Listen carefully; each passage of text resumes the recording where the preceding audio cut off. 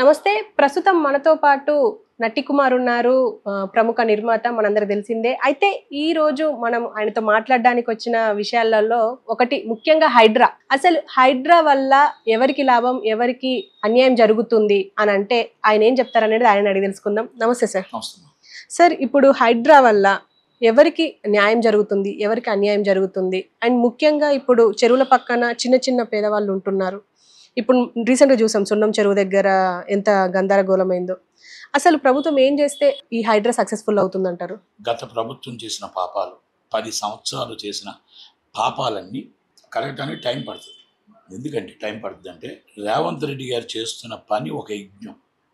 ఆ యజ్ఞంలో మంచి ఉంటుంది, చెడు ఉంటుంది. చెడు మాట ఇప్పుడు ఎందుకంటే ఒక మంచి పని చేసేటప్పుడు శత్రువులు ఎక్కువ అవుతారు.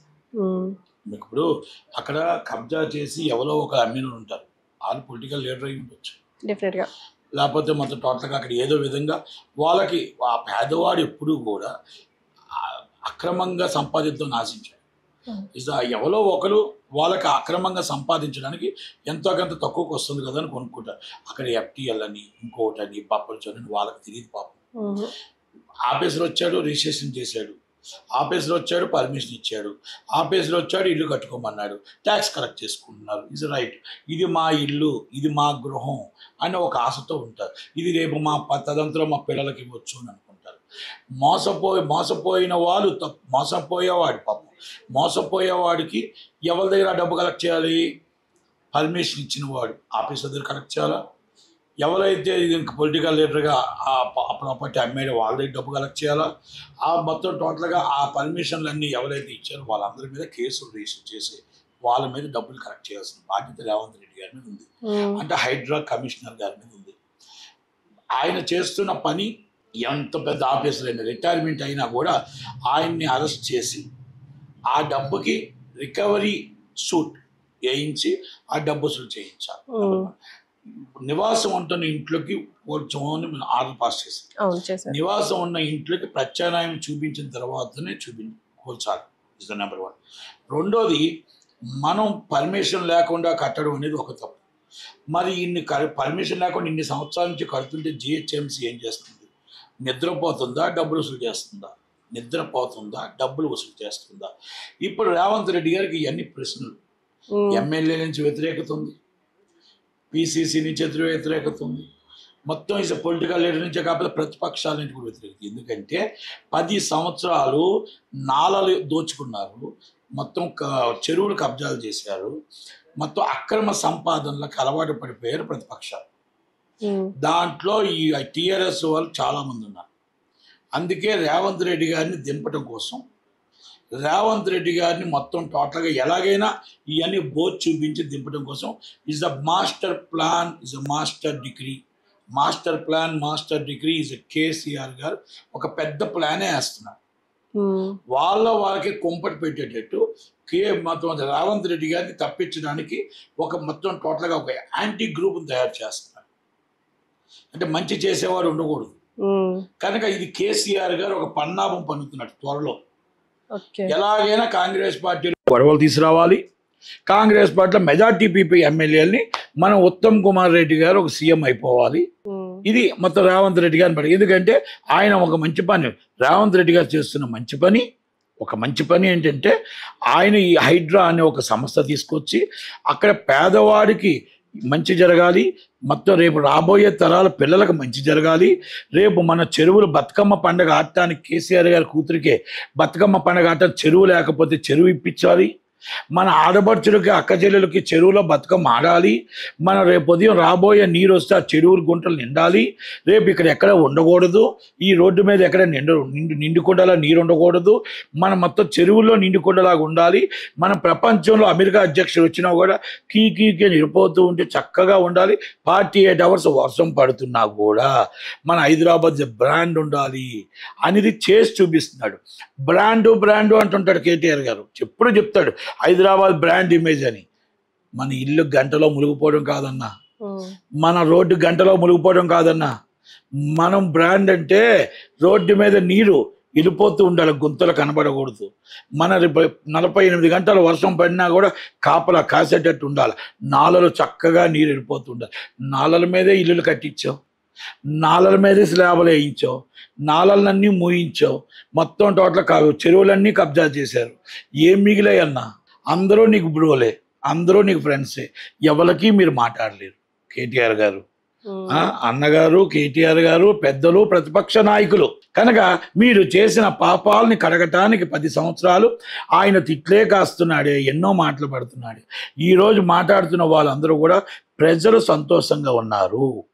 ప్రజలు మాత్రం ఇలాంటివన్నీ కూడా వ్యతిరేకిస్తూ ఎట్టి బస్సు హైడ్రా బాగుంది అని అంటున్నారు. కాకపోతే కొంతమంది టీఆర్ఎస్ వాళ్ళని రెచ్చగొట్టి వాళ్ళని తీసుకొచ్చి టీవీలో, సోషల్ మీడియాలో కొంత మాత్రం చెప్పిస్తూ ఉన్నారు. ఈజ్ ద కేసీఆర్ గారు పన్నాగం. దాంట్లో కాంగ్రెస్ వాళ్ళని కొంచెం ఒక గ్రూప్ చేద్దామని చూస్తున్నారు. దాంట్లో జాగ్రత్తగా రేవంత్ రెడ్డి గారు ఉండాలి. హైడ్రా కమిషనర్ లాంటి ఒక వ్యక్తి ప్రతి రాష్ట్రానికి, ప్రతి ఏరియాకి, ఆంధ్రప్రదేశ్కి ఉంటే నాలలు బాగుపడతాయి, చెరువులు బాగుపడతాయి. ఐపీఎస్లకి, ఐఏఎస్లకి పవర్స్ ఇస్తే ఏంటవుద్దో, ఏం చూపిస్తాడో పొలిటికల్ పవర్ కాదు, IPS and IAS and IRS powers ఇస్తే ఏముంటుందో వాళ్ళు మనకు రంగనాథ్ గారు చూపించారు. రంగనాథ్ గారు లాంటి సిన్సియర్ ఆఫీసర్స్ చాలామంది ఉన్నారు. అలాంటి వాళ్ళు మనం వాడుకోవడానికి, ఉపయోగించుకోవడానికి, మన రాష్ట్రాన్ని కాపాడుకోవడానికి, నిలబడటానికి మనం 2 రాష్ట్రాలు కలిపి మనం ఇలాంటి ఆఫీసర్స్కి పవర్స్ ఇవ్వాలని హ్యాట్సాప్ రంగనాథ్ గారు. మీరు చేస్తున్న కార్యక్రమాలకి ప్రజల నుంచి మద్దతు ఉంది, ప్రజల నుంచి సపోర్ట్ ఉంది, వ్యతిరేకత కూడా వస్తూ ఉంటుంది కామన్గా. కనుక దాన్ని మనం చూస్తూ వాళ్ళకి ఏ ప్రత్యామ్నాయం చూపించాలి, వాళ్ళు కూడా కష్టాల్లో ఉన్నప్పుడు ఎక్కడ చూపించాలి ఏంటనేది కూడా ఒక్కసారి రేవంత్ రెడ్డి గారు కూడా ఆలోచించాలనేది నా విన్నపం. కానీ ఇందులో ఒకటి వస్తుంది సార్, ఏంటంటే బడా బాబులకు ఒక న్యాయం, పేదలకు ఒక న్యాయమా అని చెప్పేసి ఈ మధ్య బాగా వైరల్ చేస్తున్నారు. ఎందుకు అంటే రీసెంట్గా చూసాము, జైబేరీ వాళ్ళకి నోటీసులు ఇచ్చి టైం ఇచ్చారు.